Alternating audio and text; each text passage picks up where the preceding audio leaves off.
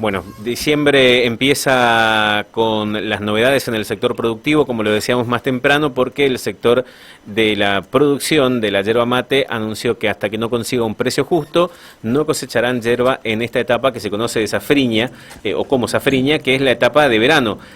No es la etapa de cosecha gruesa, pero sí habla o da un diagnóstico del sector. El precio este año en góndola se mantuvo, pero a los productores se le está pagando un tercio de lo que se pagaba en diciembre del año pasado, y es el valor de referencia que están llamando precio justo en Misiones. Eso, Diego, nos permite analizar varias aristas porque, en primer lugar, el productor mismo puede verse entrampado o rehén de una situación y aun cuando pagándole poco se vea obligado a tener que levantar su cosecha. Eso por un lado. Por otra parte, también, como en todas las medidas de fuerza que se toma, el acatamiento de las medidas son dispares.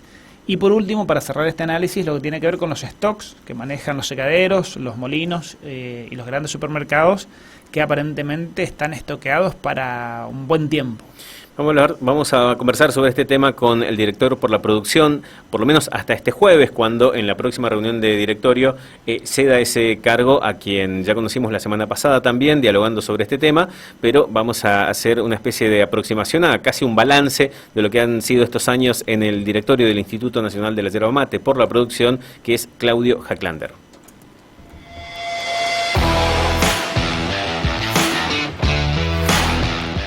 Buen día, Claudio, ¿cómo estás? Gracias por atendernos. Hola, buen día, ¿qué tal? ¿Cómo va? ¿Todo bien? Bien, gracias por este tiempo. No, por favor, es un placer poder charlar con ustedes. Claudio, ¿cómo ve que se aproxima la temporada de safriña en Misiones? Digo, ¿hay llamados a paro? ¿Hay también una preocupación por el precio? ¿Cómo está el escenario de la producción de la yerba mate?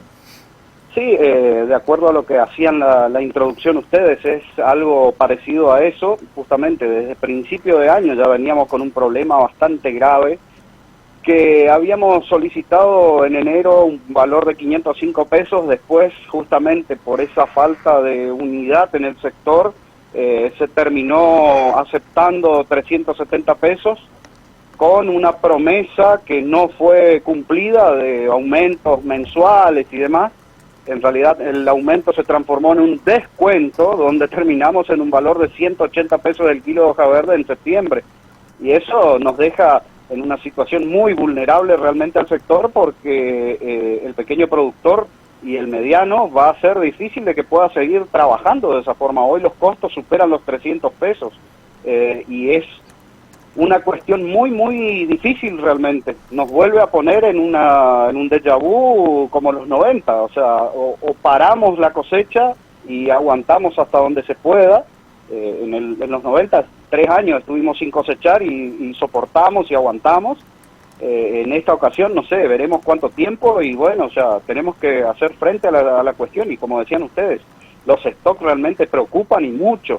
Y el gobierno nacional colaboró justamente con la quita de las facultades del instituto, que eran las primordiales, la regulación de la oferta y bueno, y el precio mínimo de referencia para el productor. Claudio, usted hacía referencia a esas medidas tomadas por los productores de no levantar la cosecha durante 3 años en los 90 y aparentemente pudo haber dado sus frutos, pero si nosotros analizamos parados en el día de la fecha, en diciembre 2024, ¿qué análisis podemos hacer de la demanda que había en aquel entonces y la cantidad de hectáreas implantadas hoy por hoy? Bueno, sí, justamente, fíjense que la cantidad de hectáreas, cuando hicimos, haciendo un poco de retrospectiva, en el 2017, cuando se hizo la toma del instituto, nosotros habíamos solicitado de que el instituto aplique las medidas de control justamente de plantaciones. Una de esas medidas era justamente esa, que después nosotros la tomamos en el 2021, pero ya fue un poco tarde, porque en esos años 17, 18, 19 y 20 fueron los años de mayor plantaciones nuevas que se lograron en la zona productora. Históricamente se hablaba de 175 a 180 mil hectáreas de plantación. Hoy, de acuerdo a todo el relevamiento que hizo el instituto, con gente del instituto justamente, y materiales y todo lo que tenga que ver para hacer ese estudio con la plata del instituto, llegamos a recabar la información de que tenemos 220.000 hectáreas implantadas de yerba mate. y encima la gran mayoría son de alta densidad, fueron yerbales por ahí que se mejoraron o plantaciones nuevas, donde eso cuando entra en producción hace la explosión en kilos como tuvimos este año, de 968 millones de kilos de producción, porque por eso justamente les digo, la cantidad de kilos producidos este año no es el resultado de este año, del año pasado o del anteaño, sino que eso viene una cadena de 4 a 5 años y quizá un poquito más por el hecho de que hemos tenido 2 años continuos de sequías también, que influyeron mucho en la productividad. Entonces, los resultados son a largo plazo y hoy nos dejan en una situación realmente crítica y vulnerable a los pequeños y medianos productores. Claudio, una de las cosas que este año también modificó en relación al gobierno nacional y su política sobre la industria de la yerba fue la hoja de ruta yerbatera, que dejó de tener vigencia y que permitía tener un seguimiento de la hoja verde. ¿Cómo se pretende compensar eso? ¿Qué panorama ve al respecto también de esta idea de trazabilidad de la yerba que falta, bueno, aprobar, poner en práctica, pero que daría otro modo de seguir también cómo está la producción, de dónde, de qué sectores y bueno, tener un seguimiento más estrecho de la hoja verde?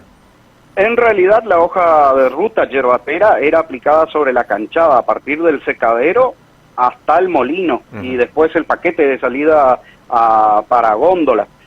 No estaba dentro de eso la yerba mate verde.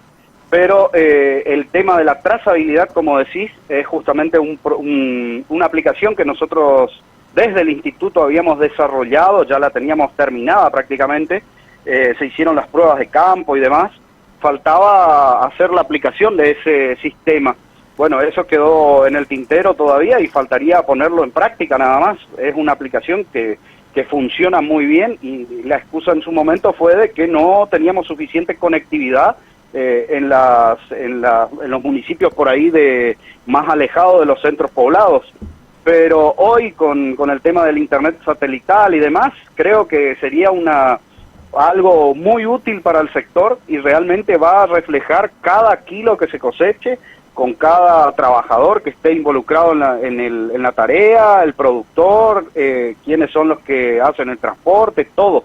Realmente es algo sumamente interesante y es un avance tecnológico muy, muy interesante para todo el sector, la trazabilidad.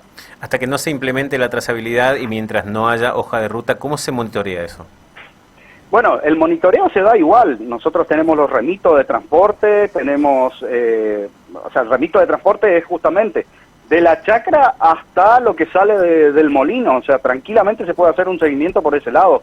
La hoja de ruta por ahí digamos que no impacta tanto, si se quiere, en el sector como por ahí, el tema justamente del remito, que es una herramienta implementada por la FIP, que comienza con el raído en la salida del yerbal hasta el paquete que sale del molino. Pero hoy por hoy es obligatorio el remito y hacer este monitoreo. Sí, eso se sigue haciendo, se sigue llevando adelante. Todos los controles que se hacen en ruta se exigen justamente los remitos, y es más, habíamos clarificado ese tema con varias resoluciones donde el remito es obligatorio y sumamente necesario para el transporte de yerba mate. Fíjense que un problema se había generado acá, en mi zona, acá en Jardín América, donde a mitad de año por ahí fue que la policía detectó un camión que transportaba yerba verde con un remito adulterado. Cuando se analizaron los datos del productor, los inspectores detectaron de que eso era un remito apócrifo. Se llamó al dueño justamente de esa cuip, y cuando el dueño vio eso dijo que no era cosecha de él y automáticamente hizo la denuncia. El camión quedó detenido acá en la comisaría de Jardín América. Entonces eso se continúa haciendo y se sigue todo el proceso investigativo justamente para que eso sea algo que nos ayude a transparentar el transporte y demás y la comercialización de la yerba mate. ¿Qué falta para implementar la trazabilidad como lo pensó el instituto? Bueno, ahora falta la decisión de aprobar ese proyecto, hacer la resolución que aprueba la trazabilidad y ahí automáticamente ponerlo en práctica. Porque ¿Aprobar en dónde? ¿En el directorio del INIM o en otro órgano? Exactamente. No, el directorio del instituto, porque es un proyecto desarrollado íntegramente dentro del instituto, con la gente del instituto y con los fondos del instituto. Es algo propio de la institución, justamente. Claudio, hace 6 o 7 años, cuando el precio de la yerba valía bien, digamos, todo el mundo se abocó a plantar yerba. Era cuestión de recorrer la provincia y todo el mundo en la colonia estaba plantando yerba. Y un poco se suponía que iba a pasar esto cuando haya una superproducción de yerba. ¿Qué faltó hacer en este tiempo?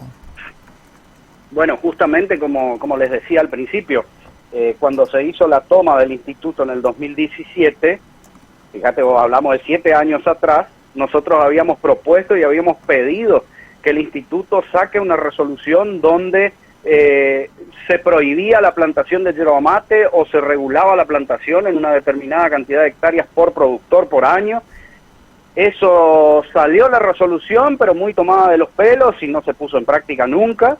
Nosotros recién en el 2021 volvimos a poner el tema sobre el tapete, que fue la resolución 170, que tuvo muchísimas idas y vueltas y mucha gente en contra y demás, y que hoy terminan dando la razón de que tuvimos razón en haber tomado esa decisión. Pero como les decía al principio, esa decisión se tuvo que haber tomado realmente en el 2017-18, cuando ahí era el boom de las plantaciones. Esas plantaciones son las que están impactando hoy en el stock de productividad que tenemos y realmente están haciendo un estrago grandísimo a todo el sector productivo y principalmente a nosotros, a los pequeños y medianos productores. Nos deja en una situación pero muy vulnerable, como hablábamos al principio de los precios. No puede ser que arranquemos el año en 370 y terminemos el año con 180 después de toda la variación de los precios de la materia, de la mano de obra, de los insumos y demás. O sea, es una tomada de pelo hacia los pequeños y medianos productores. Claudio, una última, agradeciéndote el tiempo. Esto que mencionabas en comparación a lo que fue el reclamo de yerbateros en los 90, llegando a tener 3 años de paralización de cosecha, ¿crees que podrían darse las condiciones? ¿Hay productores en condiciones de sostener un paro tan extenso en este contexto? Y mirá, acá si no realmente no asumimos la responsabilidad y entendemos de que nosotros somos dueños de la materia prima y nos apoderamos de eso realmente para decir, bueno, basta, hasta acá llegamos y no cosechamos más hasta que el precio mejore, ¿nos fundimos produciendo, entregando la hoja verde o nos fundimos esperando a que el precio mejore? Yo creo que, o sea, desde mi punto de vista, a mí me parece que es mucho mejor aguantar hasta que los precios mejoren y no entregar un producto donde vos seguís poniendo plata encima y no recuperar ni siquiera el costo productivo. Queda claro el escenario. Gracias, Claudio, por el tiempo y los conceptos. Buena semana. No, muchísimas gracias a ustedes. Un abrazo grande y a disposición por ahí después de que deje de ser director si quieren charlar del tema. Bueno, vuelve a las bases a ser productor de base. Exactamente. Bien. Bueno, estaremos en contacto. Gracias por el tiempo. Dale, amigo, un abrazo grande. Claudio Hacklander es director por la producción ya saliente.